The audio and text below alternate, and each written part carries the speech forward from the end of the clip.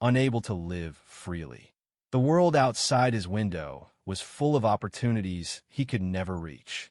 And as his body grew weaker, the light of hope slowly dimmed. When death finally came, many would have cursed their fate, but Hiraku, he carried only a quiet wish in his heart. If there is another life after this one, please let me live in peace. Please let me walk freely, work with my hands, and that's when he met God. Not in a thunderous temple, not in divine light, but in a simple conversation. God saw his pain, his regret, and his wish. And for once, the universe was kind. Hiraku was granted a second life, not as a warrior, not as a chosen hero, but simply as himself. A healthy body, freedom, and two gifts: the ability to understand every language and a mysterious artifact called the universal farming tool.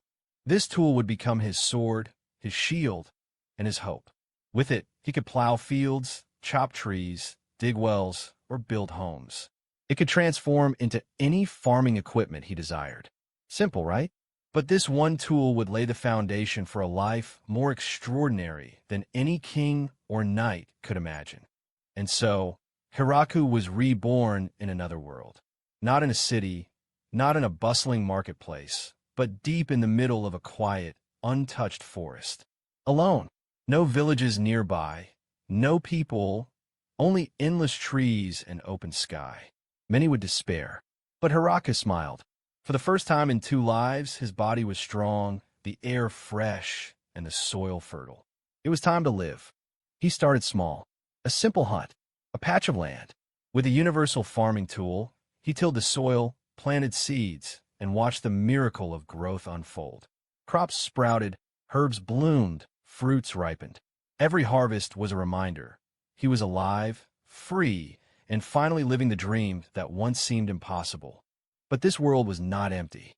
The forest had its own dangers. Beasts, wolves, and monsters lurked nearby. Yet Hiraku was not a warrior. He didn't seek to fight. He sought to coexist. And strangely, the world answered in kind. The first creatures he met, dangerous wolves with gleaming eyes, were not slaughtered. Instead, he fed them. And through patience, trust bloomed. Beasts became companions, guardians of the farm. From there, everything began to change. Slowly, he was no longer alone. Visitors came, some by chance, others by fate. A vampire named Rue, elegant and wise, became one of the first to join him. She saw not a farmer, but a man whose heart welcomed all. Then came elves, driven from their homes. Angels, seeking refuge. Even demons, curious about this strange village in the forest. One by one they stayed. And with every arrival, Hiraku's small farm grew into something greater, a community. Together, they built more than just houses and fields. They built a family. Each person, each race brought something unique. Elves tended the crops with unmatched skill. Angels created beauty with their magic. Wolves stood guard under the moonlight. Rue, his vampire partner, shared her wisdom and warmth. And Hiraku, he led them, not with force, but with kindness. He never asked to be a leader. The seasons passed, and with them came festivals, laughter, and children's voices. The once lonely farmer now sat at long tables, surrounded by friends, breaking bread, sharing stories, and smiling in the glow of lantern light. In another life, he had known nothing but hospitals and ceilings. In this one, he knew joy, love, and peace. But peace never lasts forever, does it? The quiet farm soon caught the attention of the outside world. Neighboring kingdoms heard whispers of a mysterious village deep in the forest. A village that produced crops richer than any royal harvest. A community guarded by beasts, warriors, and magic unlike any seen before. Nobles grew envious. Rulers grew cautious. For what began as one man's dream now looked like a rising power. And so, tensions came.